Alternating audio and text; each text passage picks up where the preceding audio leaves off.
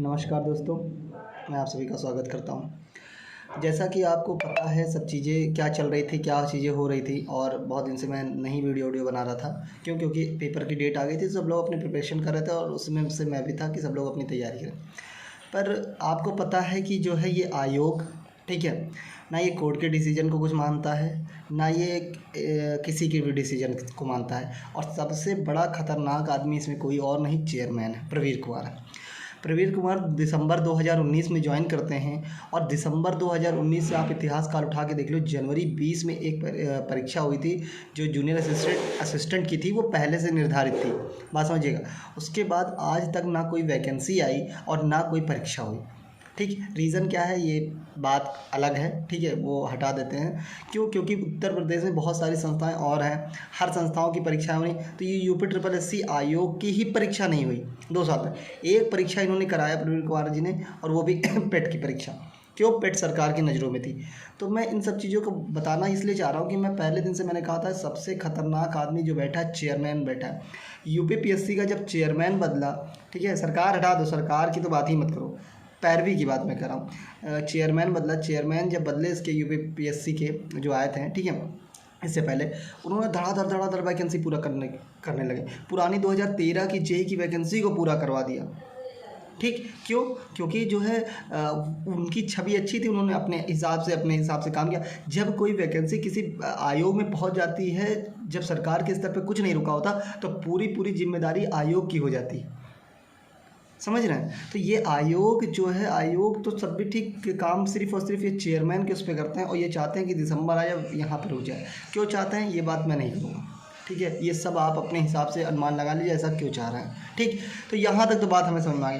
देखिए, केस दोबारा के लिए कर दिया हूँ क्योंकि इन्होंने ये सोचा कि अक्टूबर में जो है केस तो इनका वो हो चुका है, केस के लिए अक्टूबर में तो हमने बता दिया पेपर हम कराएंगे अक्टूबर में। लेकिन अक्टूबर में अगर हम परीक्षा नहीं भी कराते हैं तो ये लोग अगर दोबारा कोर्ट में जाएंगे तो अक्टूबर के बाद नवंबर आ जाएगा, किसी तरह हम बरगला देंगे और दिसंबर में आचार संहिता लग जाएगी, परीक्षा तो होगी नहीं।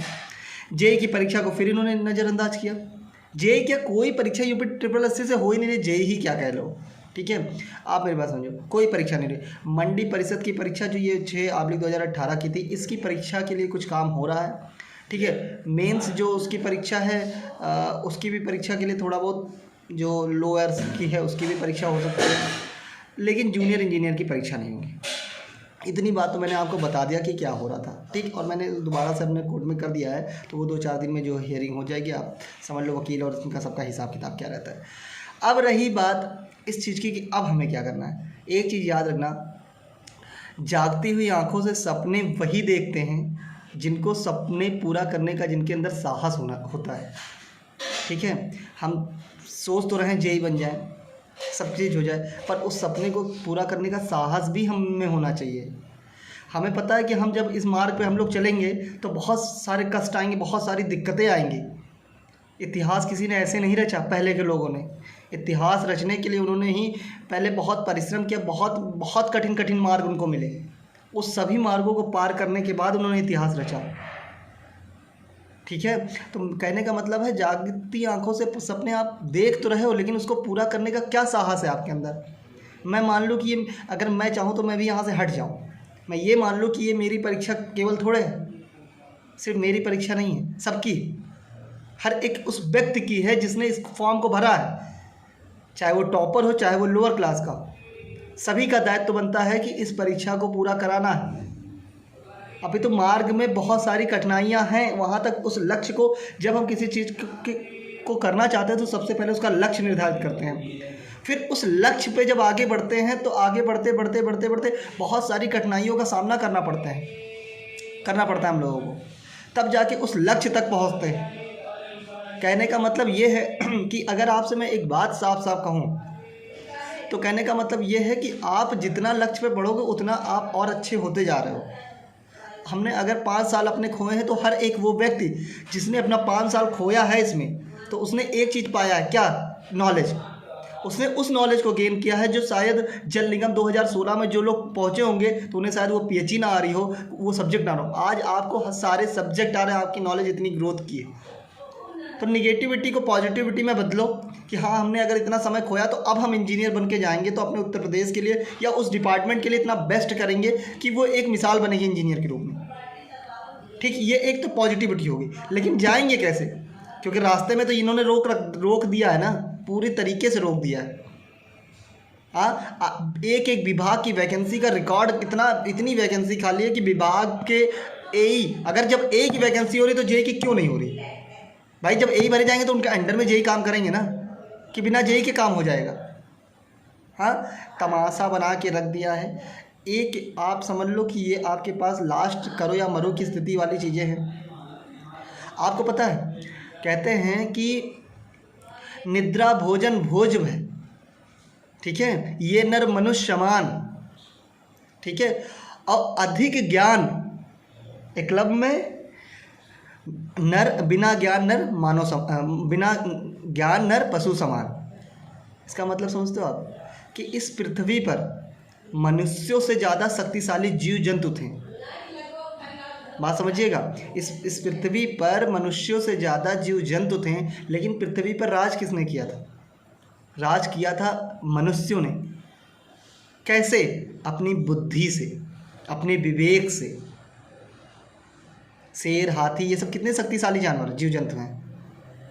तो कहने का मतलब ये है कि आप ये मत मानो कि प्रवीण कुमार आईएएस हैं, फलाना है, धमाका। अरे आज आपने आईएएस पीसीएस की पढ़ाई की होती 5 साल ना, तो आप पीसीएस क्वालिफाई होते। इतना टैलेंट है आपके अंदर, इतनी चीज़ें हैं, इतना आप निखर चुके हो कि अगर एक ही सिस्टम होता, हर साल आप पीसीएस का पेपर देते तो आप पीसीएस क्वालिफाइड होते। क्यों? क्योंकि आपका टारगेट पीसीएस होता। पीसीएस जेई से ज़्यादा मेहनत आपसे ना करवाती। आप आईएएस का देते तो आपके अंदर इतना टैलेंट है कि आप आईएएस भी निकाल सकते हो। निकालता कौन निकालता है ये परीक्षाओं को? एक इंसान, एक व्यक्ति। क्या वो हमसे ज़्यादा है क्या? कौन टीचर हमसे ज़्यादा है? कौन स्टूडेंट से कौन ज़्यादा है? तो मुझे बता दो। हर एक इंसान के अंदर उतनी काबिलियत है कि वो किसी भी चीज़ को, मुकाम को पा सकता है। ना प्रधानमंत्री आपसे बड़े हैं, ना मुख्यमंत्री आपसे बड़े, ना कोई, ना वो भी एक इंसान ही है। बस पावर है उनके पास, और हमारे पास क्या पावर ही नहीं है। हाँ, एक बात याद करना, समुद्रगुप्त ने हमेशा एक बात कही थी कि अगर कोई चीज़ आपको बुरी लगती है, कोई चीज़ अच्छी नहीं लगती है, तो खुद को इतना काबिल बना लो कि उस जगह पे पहुंच के उस चीज़ों को ही बदल दो, उस नियम को ही चेंज कर दो। बात समझ में आ रही है? ये चीज़ें करते। आज मैं जब आयोग कल गया तो मुझसे जानते क्या बोल रहा था कि मेरा, उसने जो परीक्षा नियंत्रक जी हैं दिनेश मिश्रा जी, उन्होंने मुझे मना करवा दिया कि आप अंदर, आपको जाने की अनुमति नहीं, ये नेता है सब पे। मैंने क्या नेतागिरी की? पर मैं अपने हक के लिए लड़ रहा हूँ। हर एक व्यक्ति जो अपने हक के लिए लड़ा, अपनी एग्ज़ाम के लिए लड़ा। नेता बनाया किसने हम लोगों को? हम लोगों को ये करने पे मजबूर किसने किया? आयोग ने नहीं किया, सरकारों ने नहीं किया।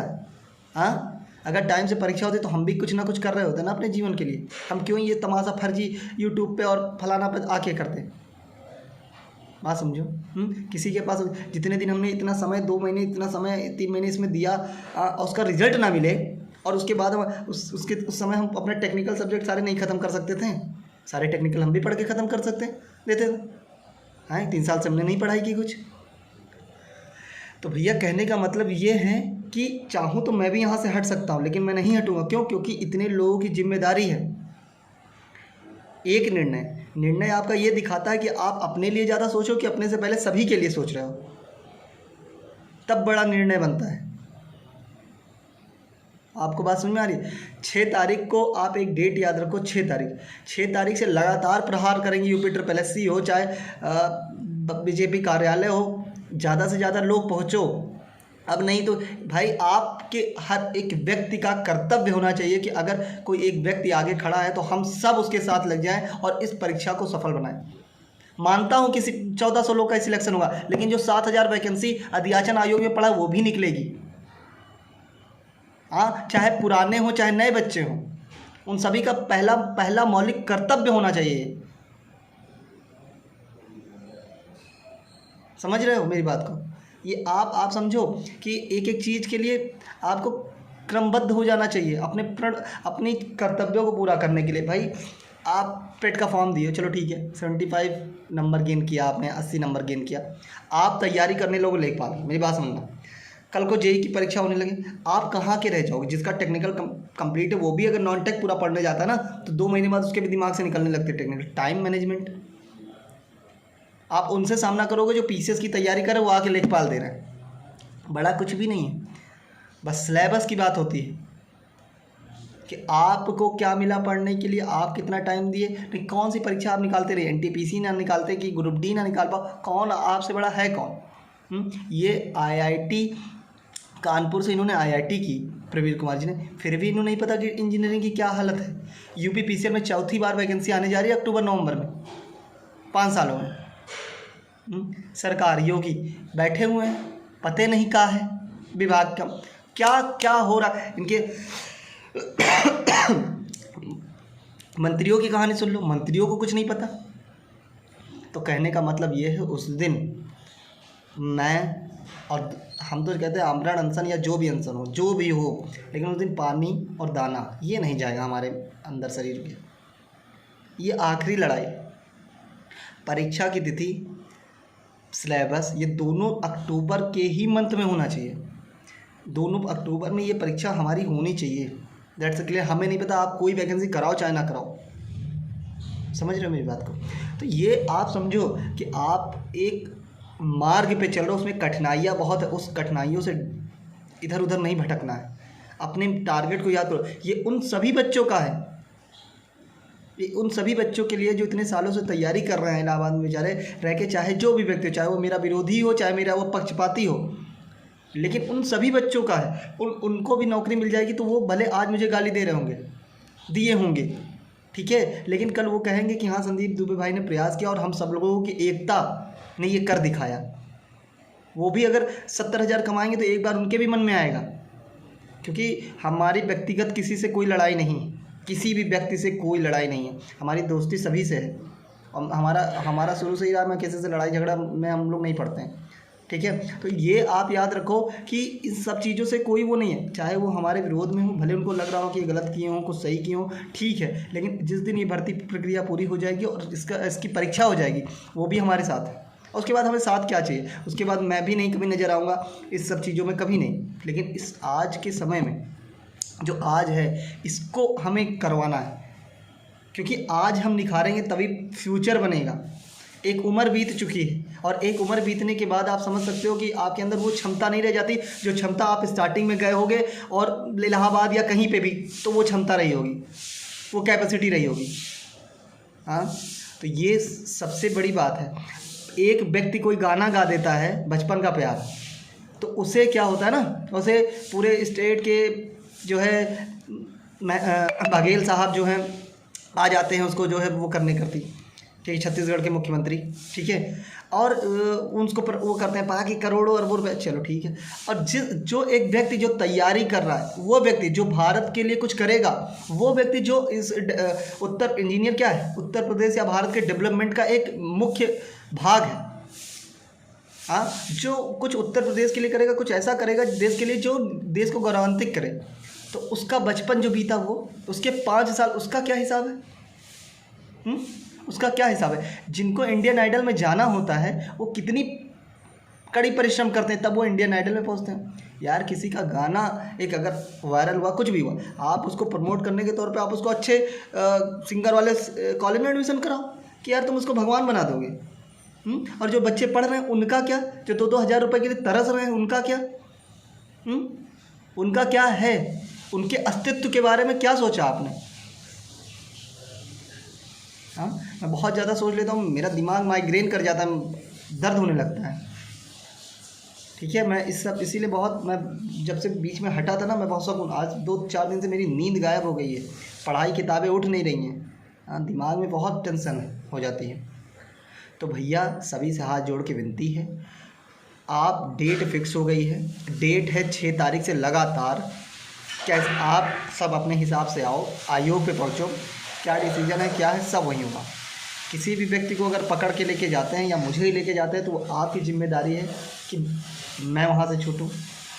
आप लोग को लेके जाते हैं तो मेरी जिम्मेदारी है। हर एक लड़का एक दूसरे के लिए क्रमबद्ध है, समझ रहे हो? हर एक व्यक्ति अपने लिए नेता ही है, क्यों? क्योंकि हर एक व्यक्ति की परीक्षा है। वो लोग जो नौकरी छोड़ के आए हैं इस पे कि अक्टूबर में परीक्षा होगी, हाँ, मैं उन सभी से बताना चाहता हूँ कि ये अक्टूबर में परीक्षा हमें करवानी, चाहे कैसे भी करके। किसी का एक बार ये जो विश्वास बना है वो टूटना नहीं चाहिए, क्योंकि डिप्लोमा वाले व्यक्तियों के लिए विश्वास बहुत ज़रूरी है। अगर ये विश्वास की बात मैं करूँ, अगर कैबिनेट ये करता है कि जो है उनको पास कर देता है, क्या कहते हैं कि संगणक में इनको लिया जाएगा, लेकिन डिप्लोमा वाले व्यक्ति कोई बाहर नहीं आता है ऑन रोड। क्यों? अगर संदीप दुबे नहीं है दुनिया में तो क्या कोई उसके लिए आगे नहीं बढ़ेगा? बढ़ेगा, हर एक व्यक्ति बढ़ेगा, लेकिन जो पीछे से उनको उल्टा बोलते हैं ना, उसी सोच के साथ कोई आगे नहीं बढ़ पाता है। आप ये जानो, जब कोई व्यक्ति इस क्षेत्र में काम करे आपके, तो हम हो या आप हो चाहे को, वो थोड़ा गलत भी उससे हो रहा ना, तो आप उसको इतना डिमोटिवेट मत करना कि वो आगे आपके लिए खड़ा ना हो सके। अगर उसने 100 अच्छे काम किए, एक गलत किया ना, तो 100 अच्छे कामों को देखना कि उसकी वजह से ये चीज़ें सही जा रही हैं। बाकी देखो, लड़कियां हैं, अब मैं बताऊं लड़कियों की, सब लड़कियां भी आएँ 6 तारीख को आयोग पर। मेरी बात समझना, आपकी एक एज होगी, अब अगर इस परीक्षा को ये दिसंबर में नहीं करा पाए ना, मेरी बात समझ लेना, इससे पहले तो आप समझ लो आपकी शादी तय है, क्योंकि उसके बाद 2 साल कोई भर्ती होनी ही नहीं है। गवर्नमेंट इनकी अगर बन गई तो वैसे 2 साल कोई भर्ती नहीं होनी जेई की, फिर तो आप भूल जाओ, फिर आप कहाँ से सपने साकार करोगे? ये चुनाव का टाइम है दोस्त, यही सबसे सही वक्त है। आचार संहिता चालू होने में 4 में 2 लाठी ही तो खा लेंगे यार, क्या हो जाएगा? 2 लाठी पड़ जाएगी। ये लाठी कम है क्या, जो घर पे बैठ के, और जो इतनी महामारी, एक उम्र हो गई शादी ब्याह वाली, आप सोच नहीं रहे हो, कोई पूछता तक नहीं। लड़कियां अपने सपने को भी साकार कर पाएंगी कभी? आज शादी ब्याह हो जाएगी, जिम्मेदारी हो जाए, कैसे पढ़ोगे आप? पढ़ पाओगी? नहीं पढ़ पाओगी। जो लोग बिहार गई हैं उनसे पूछो, 27,000 रुपये देके क्या क्या हालत पंचर कर दे, खेतों में भेज दे रहे हैं। तो आप ये जानो कि अभी 7,000 वैकेंसी का दियाचन आयोग के पास है, यूपी SSSC। तो जो 19-20 वाले हैं भैया ना, 21 वाले, 19-20-21 शायद होंगे, ठीक है ना, मे बी, तो वो सब लोग समझ लो भाई कि आओ, आप भी मोस्ट वेलकम है। जब आप आज साथ दोगे ना, तो कल हम लोग अगर आ नहीं पाएंगे तो पैसों से आपका पूरा सपोर्ट कर देंगे, क्योंकि हम भी उसी कंडीशन से गुजर रहे हैं, अगर आप आगे कभी गुजरे तो इसी के साथ मैं ये वीडियो को समाप्त करता हूँ। देखो भाई, कोई लोग निगेटिव कमेंट मत करना, ठीक है? बस ये जानो, इस परीक्षा को पूरा कराना है और इस पे काम करना है, कॉन्टीन्यूटी के साथ यही चलेगा। और सब लोग अच्छे से समझ लो कि हम लोगों को करना यही है, ठीक है? और इसी के साथ इस वीडियो को मैं समाप्त करता हूँ। 6 तारीख 9 बजे यूपी SSSC आयोग पे सभी को पहुँचना है। धन्यवाद।